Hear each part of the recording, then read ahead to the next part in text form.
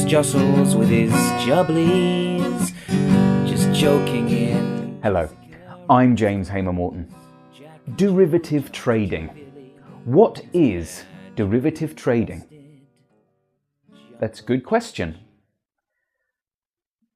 I don't know, it's really complicated. I don't really know where to start, to be honest.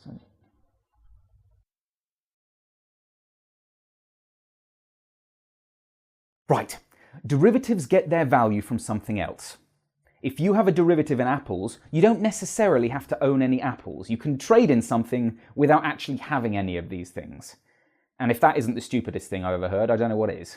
And somehow, people make and lose a lot of money doing that. Not from the people with these things, from other people, trading in these things without having any of these things. That's just making bets. That's gambling. Bankers and traders are gambling on the rest of the world's things. How? Let's make it really simple with an example of one of the types of derivatives. Futures. Now, futures are agreements to buy and sell products or some kind of financial trade like a mortgage in the future. Hence the name futures. Imagine this. I've got an apple tree, and for some reason the value of apples fluctuates wildly. Some days they'll be worth £1 an apple, some days they'll be worth 5 pence. Now, I'm not going to get into the reasons for the fluctuation, but supply and demand play a big part of it. If I finally get my mother load of apples ready to sell to some apple shop on a day when they're going for 5p, I'm screwed. Equally, if the apple shop wants my apples on a day when they're £1 each, they're screwed. That's why we might make a futures agreement, so that both the shop and I agree in advance that I will sell my apples to the shop at, say, 50p each, to try and ensure that neither of us gets completely screwed over. Now, this is still a risk to both parties, because if apples were selling at 50p on the day and I had a futures agreement to sell them at 50p, I'd have to sell it at that price, where I could probably make a bit more cash on the open market. Crazily, while these futures can be paid with the items themselves, giving apples, getting cash back, the majority of the time they are settled with the cash equivalent, since the people making the futures are rarely the producers themselves, but bankers and traders, or as we'll call them from here on, gamblers. That's why futures can be held for other things, like currency exchange rates. The obligation to sell at a certain price leads us nicely into options.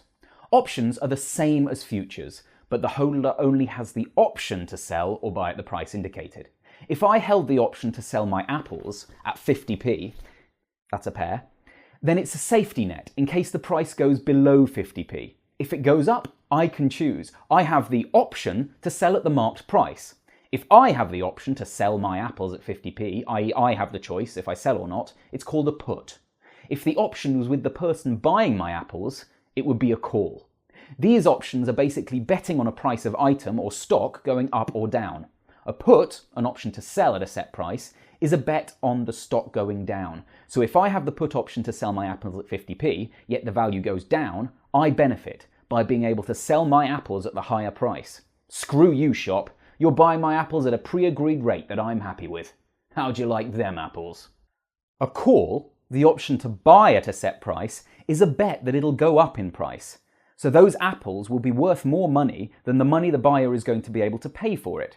Screw you, apple grower. These apples have become rare and valuable, but you've already agreed to sell them for this low amount. I like them apples. But why not buy the stock rather than the option?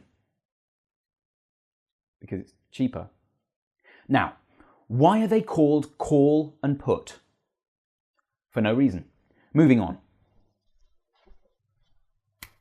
Everything we've learnt so far is regulated by the SEC, Security Exchange Commission.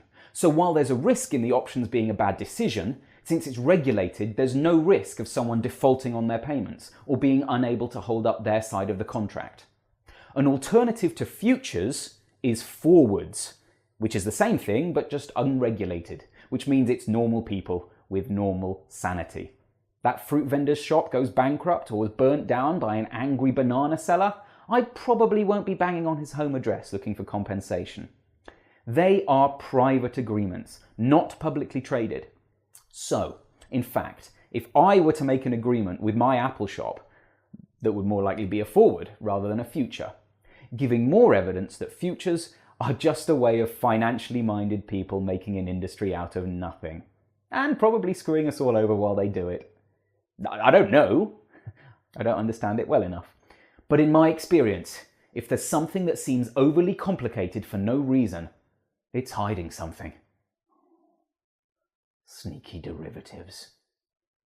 The last thing I'm going to cover today are swaps.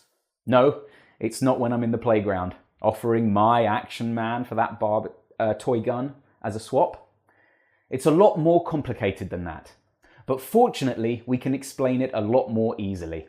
It's basically a series of forwards. So I might agree with my Apple Store. No, not like iPad, Mac. I might agree with my fruit selling shop that sells my apples, that sells my Golden Delicious, that I will sell them my fruit at 50p per unit on a specified date. That's a forward, remember? But if I say, and on another date, you agree to buy another couple of crates of apples at 50p a unit, then suddenly it becomes a swap, because there are multiple forwards. Why they don't call them forwards rather than a swap is beyond me. Maybe it's like a group noun, a swap of forwards, much like a flock of seagulls, or a twat of bankers. Easy. Unless I've completely misunderstood the concept, which is possible and likely. The moral of the story: don't trade in derivatives unless you're far more intelligent than me. Good night. You can get her in any costume, or out again if that's the kind of thing you want, which we do. Well worth 50p. Helen the Halloween.